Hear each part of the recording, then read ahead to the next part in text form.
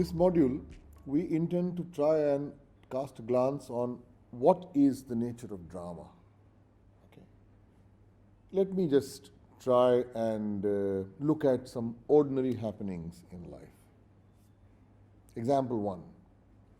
All of you are sitting in your own setting, whether you're in a classroom or whether you're in a restaurant having food, you're in your living room watching television, you're chit-chatting, you're walking on the road, things are humming along smoothly. Okay. Suddenly you discover that there is a squeal of tires on the road below the building or in front of you. Suddenly cars which are humming by otherwise very smoothly, in a very orderly fashion, there is a squealing of brakes and something untoward you believe may have happened. Immediately your attention is drawn to it. No matter what you're doing, you will go to the window, look out, because you're interested to know what happened. Train is going along very smoothly, right? You're sitting in there. Suddenly somebody from somewhere calls out, "Gir gaya." Immediately everyone in the train is electrified. You're sitting in an ST bus, rolling along, it's boring, it's dusty, it's an unending, uncomfortable journey, you're wishing it would end.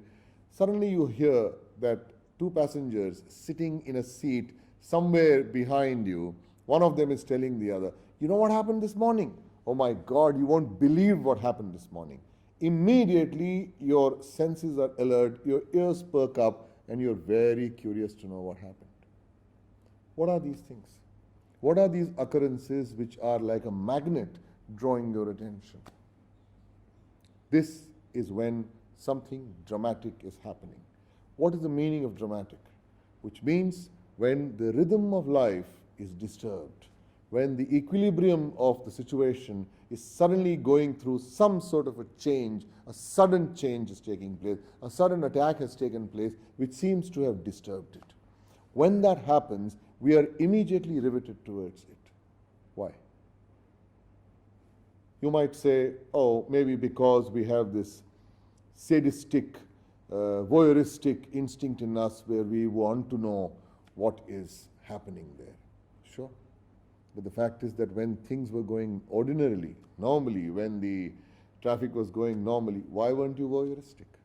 When those two passengers sitting in the bus behind you, when they were discussing normally, talking about ordinary routine things, okay, why is it that your voyeuristic senses were not activated?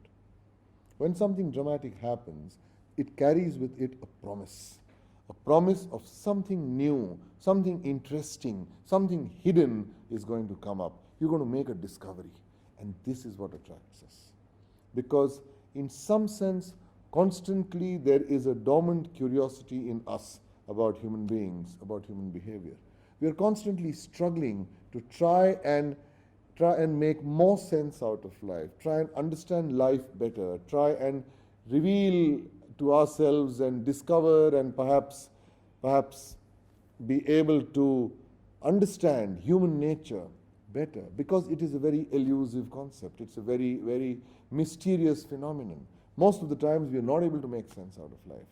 So whenever there is a certain pressure, when the equilibrium has been disturbed, there is a chance of us uncovering and discovering something which was hidden there.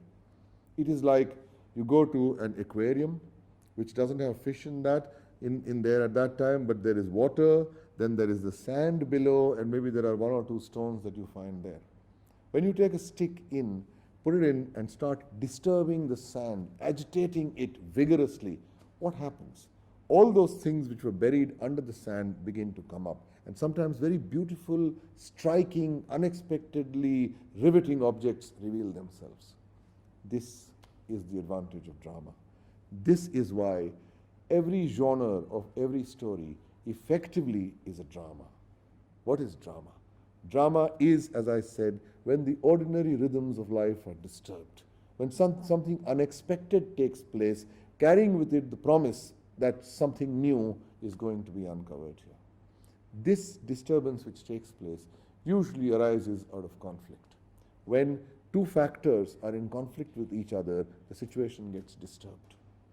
If you are going along in your normal routine way, going to get into your car, start your car, go to your office, or catch your bus, go to your office and start your routine. If something happens here which disturbs this, it puts your objective, your need of reaching the office on time and whatever it is that has happened, it in conflict, because it threatens your need. It puts that into conflict. And in trying to resolve that, we discover something new in the character. This essentially, in a nutshell, is what drama is about.